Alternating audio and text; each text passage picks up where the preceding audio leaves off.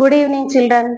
మనము రామాయణంలోని చివరి ఘట్టానికి వచ్చాము. రామరావణ యుద్ధం. రావణుడు స్త్రీ వ్యామోహంతో సీతను చెరబట్టి తన ప్రాణాల మీదకి ఎలా తెచ్చుకున్నాడో ఇప్పుడు మనము తెలుసుకుందాం. రావణుడు కపట ఉపాయంతో సీతను అపహరించుకొని పోయి లంకలో అశోకవనంలో బంధించాడు. హనుమంతుని ద్వారా ఎట్టకేలకు సీత జాడ తెలుసుకొని వానర సైన్యాన్ని తోడు తీసుకొని లంకను ముట్టడించాడు రాముడు.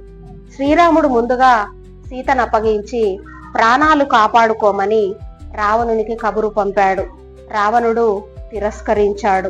వానర వీరుల చేతిలో రాక్షసులు నిహతులవుతున్నారు. రావణుడు సుగ్రీవునిపై బాణాలేశాడు.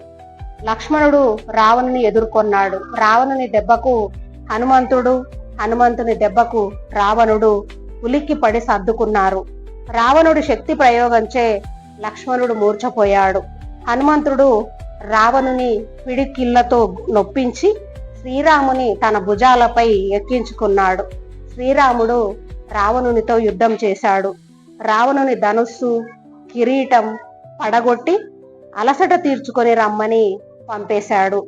కుంభకర్ణుడు విజృంభించగా రాముడు అతన్ని అంతం చేశాడు. రావణుడు విభీషణునిపై బల్లెం ఎత్తాడు. లక్ష్మణుడు అడ్డుకున్నాడు. రాముడు రావణునిపై బాణాలు గుప్పించాడు. తట్టుకోలేక రావణుడు పరుగులు తీశాడు. ఇంద్రుడు మాతలితో రథాన్ని పంపాడు.